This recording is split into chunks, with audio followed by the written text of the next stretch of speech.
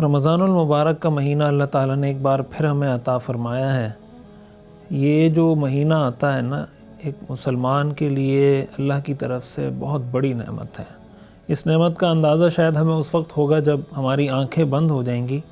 وجہ اس کی یہ کہ اس مہینے کی چھوٹی سی عبادت کا بھی اللہ تعالیٰ جو اجر و ثواب عطا کرتے ہیں، اور جس طرح اللہ تعالیٰ نے رحمت کے، مغفرت کے دروازے کھول دیے ہوتے ہیں۔ حدیث میں آتا ہے نا کہ جنت کے دروازے کھول دیے جاتے ہیں، جہنم کے دروازے بند کر دیے جاتے ہیں، اور اللہ تعالیٰ ہر رات بے حساب لوگوں کو، بے شمار لوگوں کو جہنم سے خلاصی عطا کر رہے ہوتے ہیں۔ تو یعنی آپ سمجھیں کہ ہر طرف ایک روحانی ماحول ہوتا ہے، اللہ کے فرشتے زمین پر اترتے ہیں۔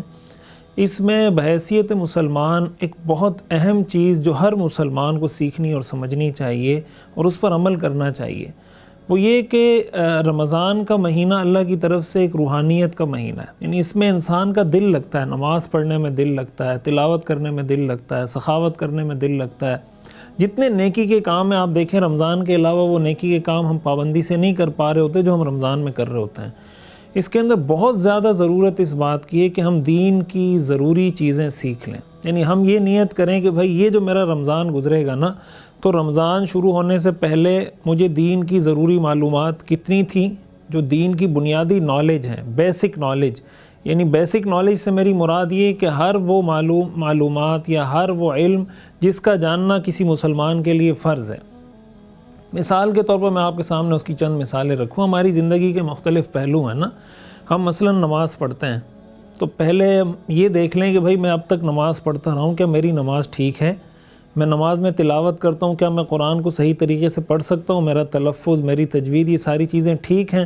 اگر ٹھیک نہیں ہیں تو آج سے ہی فیصلہ کریں کہ بھائی میں نے کسی قاری صاحب سے، کسی عالم سے، کسی مدرسے میں جا کے بات کرنی ہے کہ بھائی یہ رمضان کا پورا مہینہ آپ میری قرات اور میرا تلفظ درست کروا لیں، تاکہ کم از کم جب میں رمضان میں نماز میں قرآن پڑھتا ہوں، ساری زندگی سورہ فاتحہ پڑھتا ہوں، سورہ اخلاص ہی کم از کم 10 صورتیں ہیں سورہ فاتحہ، اس کا تلفظ اور تجوید تو صحیح طریقے سے مجھے آ جائے۔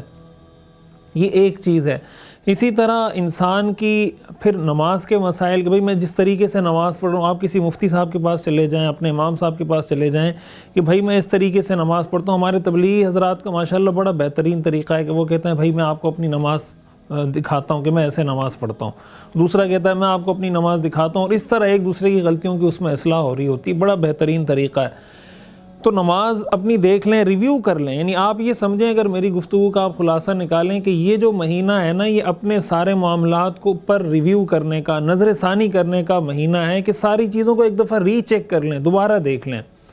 آپ جاب کرتے ہیں، آپ بزنس کرتے ہیں، آپ کاروبار کرتے ہیں، آپ فری لانسنگ کرتے ہیں، کوئی بھی آپ کی زندگی کی مشغولیت ہے، ذرا اس کو دیکھ لیں، ری وزٹ کر لیں کہ مجھے اپنی جاب کے بارے میں، اپنے بزنس کے بارے میں، اپنے کاروبار کے بارے میں شریعت کے جو ضروری مسائل مجھ سے ریلیٹڈ ہیں، کیا مجھے اس کا علم ہے؟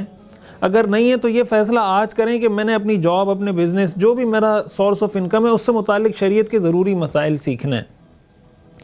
اسی کے ساتھ ساتھ دیکھیں، جب ہم بات کرتے ہیں نا فرض، واجب، سنت، مستحب، تو یہ صرف نماز میں نہیں ہوتے کہ نماز کے فرائض، نماز کے واجبات، نماز کے مستحبات۔ یہ فرائض، واجبات ہماری زندگی کے ہر کام میں۔ آپ اگر جاب کر رہے ہیں نا، تو جاب میں بھی کچھ چیزیں فرض ہیں، کچھ چیزیں حرام ہیں، کچھ چیزیں مکروہ ہیں، کچھ چیزیں سنت ہیں، کچھ چیزیں مستحبات میں سے ہیں۔ بزنس کر رہے ہیں، فری لانسنگ کر رہے ہیں، کوئی بھی آپ کام کر رہے ہیں، تو یہ فرائض، واجبات، سنن، مستحبات، یہ ان سارے کاموں میں ہوتے ہیں۔ اسی طرح اپنی معاشرتی زندگی کو لے لیں۔ اگر بیوی ہے تو وہ یہ دیکھے مجھے شوہر کے حقوق کا پتہ ہے، شوہر ہے تو وہ یہ دیکھے مجھے بیوی کے حقوق کا پتہ ہے۔ اولاد ذرا اپنی زندگی پر یہ نظر ثانی کرے، مجھے پتہ ہے کہ میرے والد کے مجھ پہ کیا حقوق ہیں، والدہ کے کیا حقوق ہیں، بہن بھائیوں کے کیا حقوق ہیں۔ والدین یہ دیکھیں کہ مجھے اولاد کی جس طرح تربیت کرنی چاہیے تھی، کیا میں اس طریقے سے تربیت کر رہا ہوں؟ اگر نہیں کر رہا تو کہاں کہاں خامی ہے، اس کو میں آئیڈینٹیفائی کروں، اس کی شناخت کروں، اور آگے سے اس کی اصلاح کر کے اپنی اولاد کی صحیح رخ پر اور صحیح نہج اور صحیح ڈائریکشن میں ان کی تربیت کرنا شروع کروں۔ یہ ساری چیزیں کب ہوں گی؟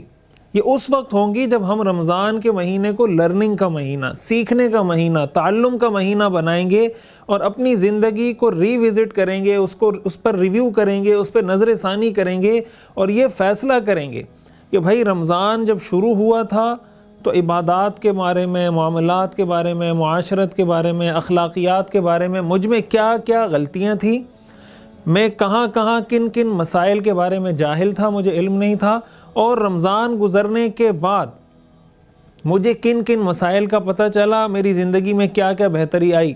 اگر رمضان گزرنے سے پہلے آپ اپنا ایک چارٹ بنا لیں، احتساب کر لیں کہ مجھے یہ چیزیں پتہ ہیں، یہ چیزیں نہیں پتہ، اور پھر رمضان گزرنے کے بعد دوبارہ وہ چارٹ کو ریویو کریں اور دوبارہ ایک چارٹ بنائیں کہ مجھے اس رمضان میں کیا کیا میں نے سیکھا ہے، نماز کے بارے میں، تلاوت کے بارے میں، تجوید کے بارے میں، کاروبار کے شرعی مسائل کے بارے میں، جاب کے شرعی مسائل کے بارے میں، میاں بیوی کے حقوق کے بارے میں۔ تو اگر رمضان سے پہلے کی زندگی اور رمضان کے بعد کی زندگی میں کوئی ڈفرنس آپ کو محسوس ہوتا ہے، بہتری، امپروومنٹ محسوس ہوتی ہے، اس کا مطلب آپ نے ایک کامیاب رمضان گزارا ہے۔ لیکن اگر رمضان آیا، گزر گیا، جیسے پہلے تھے، رمضان گزرنے کے بعد بھی وہیں کھڑے ہیں، علماء نے لکھا ہے نا کہ رمضان کا مہینہ اگر آپ کا قبول ہوا ہے تو قبولیت کی کچھ علامات ہیں۔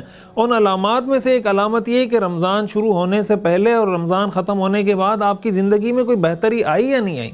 اگر دینی رمضان کا مہینہ ٹریننگ کا، تربیت کا مہینہ، اگر اس ٹریننگ کے پورے پروسیس سے گزرنے کے بعد بھی زندگی کے اندر کوئی بہتری نہیں آئی، اعمال کے اندر کوئی بہتری نہیں آئی، اور یہ سوچ پیدا نہیں ہوئی کہ بھائی میں نے زندگی کی اپنی ساری مصروفیات کے ساتھ ساتھ دین کی بنیادی معلومات بھی حاصل کرنی ہے، تو اس کا مطلب آپ کامیاب طریقے سے رمضان نہیں گزار سکے۔ اور رمضان پھر کس کو نصیب ہوتا ہے، کس کو نہیں ہوتا؟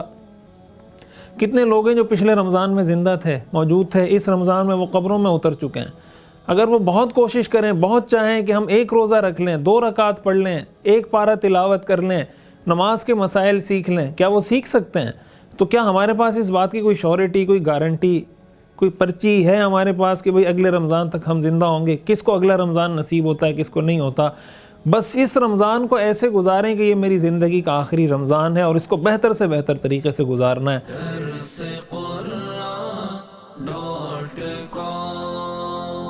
www.darsequran.com